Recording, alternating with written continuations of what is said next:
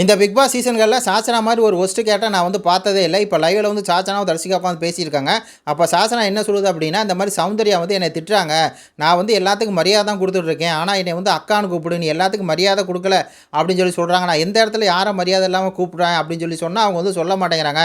அது மட்டும் இல்லாமல் அவங்க வந்து என்னை திட்டிக்கிட்டே இருக்காங்க. இந்த மாதிரி வந்து அவங்கள பேனிக் ஆயிடுவீங்க அப்படின்னு சொல்லி நான் சொன்னேன். இந்த மாதிரி பவித்ரா கூட நீங்கள் அதிகமாக பேனிக் ஆகிறீங்க. அந்த கேமில் நீங்கள் போனீங்கல்ல உள்ள பேட் அடிக்கிறதுல, அதில் வந்து நீங்கள் பேனிக் ஆகிறீங்க அப்படிங்கிறதான் சொன்னேன். என் கருத்து தான் சொன்னேன். அதுக்கு வந்து அவங்க இவ்வளோ தூரம் டென்ஷன் ஆகிறாங்க அப்படிங்கிற மாதிரி வந்து தர்ஷிகாரை வந்து பற்ற வச்சு இருந்துச்சு. அப்போ தர்ஷிகா வந்து ஒரு கேள்வி செருப்பு அடித்த செருப்பு எடுத்து அப்படியே வந்து சாச்சனா மூஞ்சியில் அடித்த மாதிரி கேட்டுச்சு. நீ தானே நேற்று போனியில் 10 தடவை வந்து போட்டியில் நீ தானே பேனிக் ஆனேன். அதே மாதிரி நானும் தானே 20 தடவை வந்து பேனிக் ஆகிட்டு இருந்தேன். அதே மாதிரி தானே பவித்ரா 30 தடவை அந்த இதை தூக்கி போடும்போது வாட்டர் பாட்டில் நிற்காமல் வந்து பேனிக் ஆனாமா, சிவானனும் பேனிக் ஆனாரா.